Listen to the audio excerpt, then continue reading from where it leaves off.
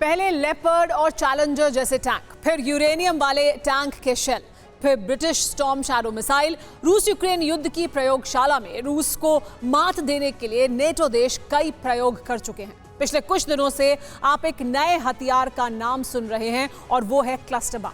TV9 Bharatvarsh के दर्शकों के लिए यह हथियार अनजाना नहीं है, क्योंकि रूस इस बम का इस्तेमाल यूक्रेन में कई बार कर चुका है।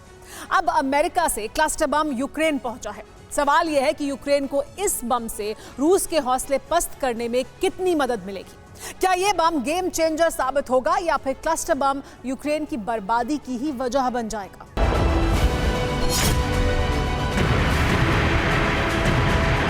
सिर्फ घातक नहीं, बल्कि बेहद खतरनाक।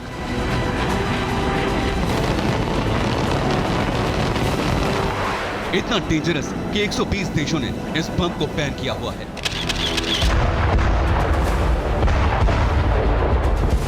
एक बार जिस जगह इस बम की बारिश हो जाए, वहां बरसों तक धमाके का खतरा रहता है।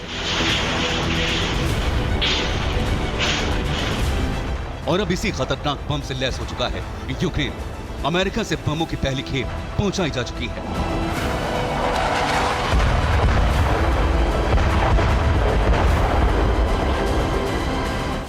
अब जल्द ही यूक्रेन में मौजूद रशियन सैन्य ठिकानों पर क्लस्टर प्रहार की तस्वीरें आ सकेंगी।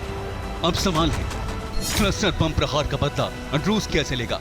क्या क्लस्टर बम से रूस के हौसले खत्म होंगे या यूक्रेन के लिए काल साबित होगा क्लस्टर? क्या क्लस्टर बम ही यूक्रेन की हार की वजह बनेगा?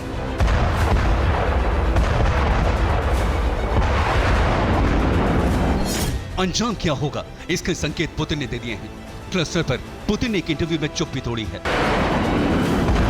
किसी भी वॉर में नंबर्स बहुत मायने रखते हैं और जब आंकड़ों का ग्राफ सामने आता है तो रूस यूक्रेन से बहुत आगे नजर आता है।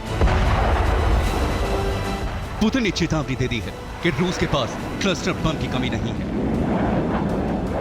यूक्रेन के हर क्लस्टर प्रहार का मुंहतोड़ जवाब दिया जाएगा।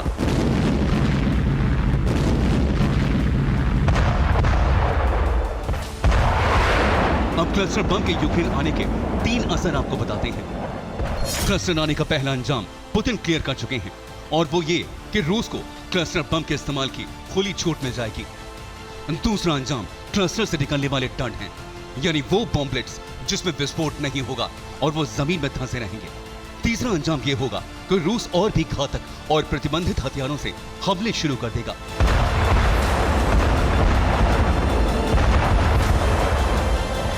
आपको क्लस्टर बम के डर्ट इफेक्ट के बारे में बताते हैं। क्लस्टर बम को ड्रोन या फाइटर जेट से गिराया जा सकता है। हवा से जमीन की तरफ आने के दौरान इस बम का अगला हिस्सा खुल जाता है और अंदर से कई छोटे छोटे बम निकलते हैं। यही वजह है कि जमीन पर एक ही समय में कई धमाके होते हैं। क्लस्टर बम या क्लस्टर शेल से एक ही प्रहार में कई सैनिकों को मारा जा सकता है। रूस की ह्यूमन वेब यानी सैनिकों की भारी तादाद से निपटने के लिए ही यूक्रेन ने क्लस्टर बम की डिमांड की है।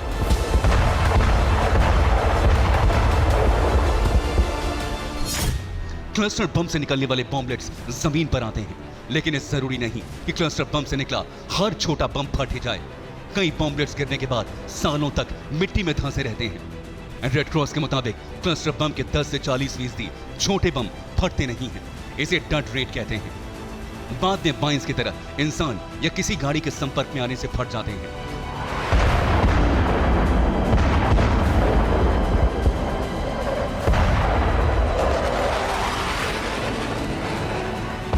यही वजह है कि यूक्रेन से लेकर अमेरिका और यूरोपीय देशों में भी यूक्रेन को क्लस्टर बम देने का विरोध हो रहा है। यूक्रेन इन बम का इस्तेमाल बाखमुत, खीरसोन जैसे इलाकों में करेगा, जहां रूस के सैनिक भारी तादाद में मौजूद हैं। कई बमों के इस्तेमाल से कई डर्ट यानी नहीं फटने वाले बॉम्बलेट्स जमा होंगे, जिससे बरसों तक इंसान को खतरा रहेगा।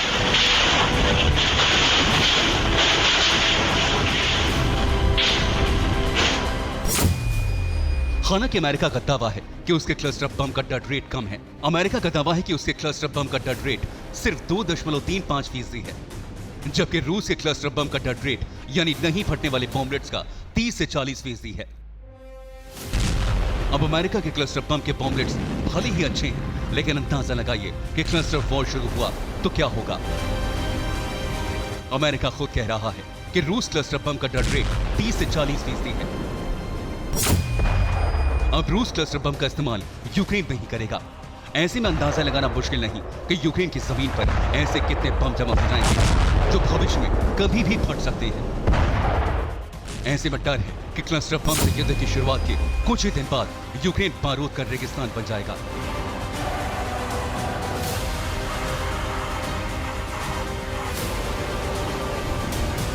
यानी क्लस्टर बम की वजह से हर तरफ से यूक्रेन की बर्बादी नजर आ रही है। अब आपको तीसरा पहलू भी बताते हैं, जिससे आपको पता चलेगा कि कैसे क्लस्टर यूक्रेन की तबाही की वजह बन सकता है। अमेरिका क्लस्टर बम देकर यूक्रेन को एक प्रतिबंधित हथियार से युद्ध लड़ने की खुली छूट दे रहा है और रूस इसका बदला अपने घातक बमों के इस्तेमाल से ले सकता है। यूक्रेन के पहले क्लस्टर प्रहार से रूस को प्रतिबंधित और घातक हथियारों के इस्तेमाल का मौका मिल जाएगा। रूस थर्मोबैरिक बम, जिसे वैक्यूम बम भी कहते हैं, उसका इस्तेमाल बढ़ा सकता है। यह रूस का एक बेहद घातक बम है। दुनिया में इस बम के इस्तेमाल पर पाबंदी है, लेकिन जब पुतिन के दिमाग में गुस्से और बौखलाहट का तूफान आया है, यूक्रेन इस बम के प्रहार से छलनी हुआ है।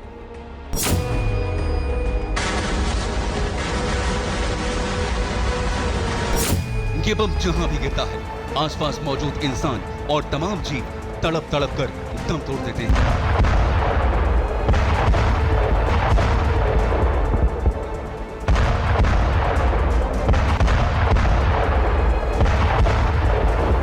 मल्टीपल रॉकेट लॉन्चर के इस्तेमाल की वजह से थोड़ी दूरी पर एक साथ कई थर्मोबैरिक बम गिराए जा सकते हैं और एक बहुत बड़े इलाके में मौजूद सैनिकों को मारा जा सकता है।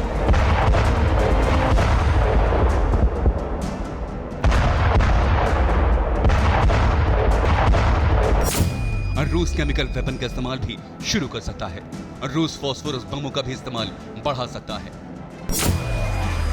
रूस के हथियारों के गोदाम में ऐसी घातक मिसाइलें भी हैं जो एक बड़े इलाके में तबाही ला सकती हैं।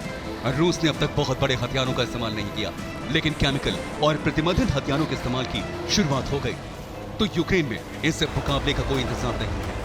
यही वजह है कि क्लस्टर बम को यूक्रेन के लिए आफत की सौगात भी कहा जा रहा है। Bureau report, TV9 Bharatvarsh.